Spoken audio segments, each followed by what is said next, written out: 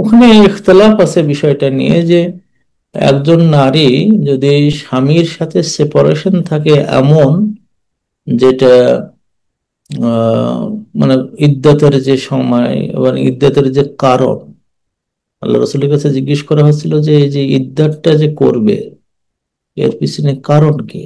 আর বাতে আশহুরিন আশহুরিন ও আশার, 4 মাস 10 দিন, কারণটা কি? তো এটা আল্লাহ রসুলের ভাষায় ইস্তিবরা আন লি রাহিমিহি, আর রাহিমের মধ্যে আগের স্বামীর কোনো কিছু আছে কিনা এটার থেকে বের হয়ে আসা। এটাই 4 মাস 10 দিন পরে ওইটা বোঝা যায় যে না, আর কিছু নাই।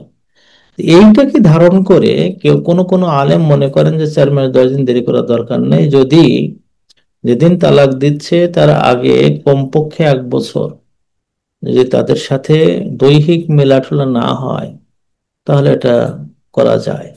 কিছু কিছু ওলামায়ে কেরাম, সবাই না, অধিকাংশ ওলামায়ে কেরাম ইমামদের মতে কোরআন যেহেতু, কোরআনে যেহেতু আছে, এবং আমি ব্যক্তিগতভাবে যেহেতু কোরআনে আল্লাহ তাআলা বলছেন, ওইভাবে থাকা দরকার যে যদি কারোর তালাক পড়ে যায়, তালাকের জন্য সালাসাতা করু, 3 মাস, 3 মাস যেটা করা হয়, আহ, ওইটা ওই হুকুমের মধ্যে না নিয়ে, যে স্বামী মারা গেছে এই হুকুমের মধ্যে না নিয়ে এই হুকুমের মধ্যে নিয়ে 3 মাস অপেক্ষা করে তারপর বিয়ে করা উচিত। এটা আমি বিশ্বাস করি। তবে কোনো কোনো আলেম ইদানিং ফতোয়া দিয়েছে যদি আগে তার সাথে দৈহিক মিলন টিলন না হয় তাহলে এটা জায়েজ আছে। তো আমি এটা মানি না।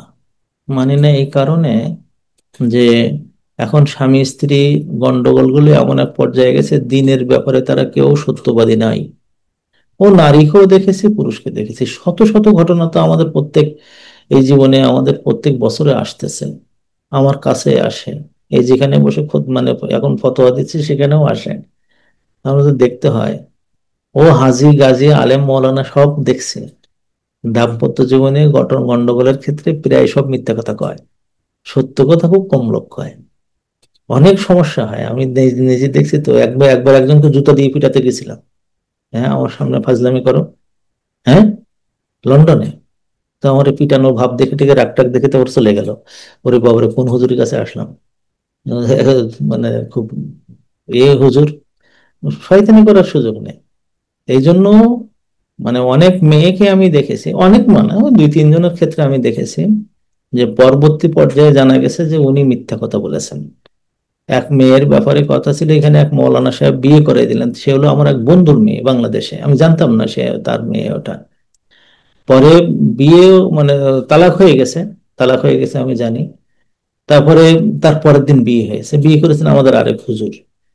পরে ওর স্বামী আমারে বললো যে উস্তাদ আপনি, মানে আগের স্বামী আমাকে বললো যে এই যে এই মেয়েটা বিয়ে করেছে আপনার ওই পরিচিত বন্ধু, উনি বিয়ে করাইছেন, এটা কি জায়েজ হয়েছে? তো আমি বললাম যে না, তো এটা তো ইদ্যত পালন না হলে হবে না। তো বলেছে উনি এই হারাম কাজটা করেছেন। পরে আমি হুজুরের কাছে টেলিফোন করলাম যে হুজুর আপনি কি এর বিয়ে করেছেন? তাহলে হ্যাঁ। তো তালাক না কালকে হলো? তা হ্যাঁ। তা আজকে বিয়ে করেছেন? তা হ্যাঁ। কেন? তাহলে ওর স্বামীর সাথে মিলেনি গত 1 বছরের মতো। আমি বলছি, ওর আগের স্বামী বলেছে যে তালাক পড়ার 1 সপ্তাহ আগে তাদের সাথে দৈহিক মিলন হয়েছে। আপনি বলেন কি? আমি বলছি, বলেন কি মানে? আপনি বলেন কি? তার আগের স্বামী খুব ভালো আল্লাহওয়ালা মানুষ, এই মেয়েটার মধ্যে ঝামেলা আছে।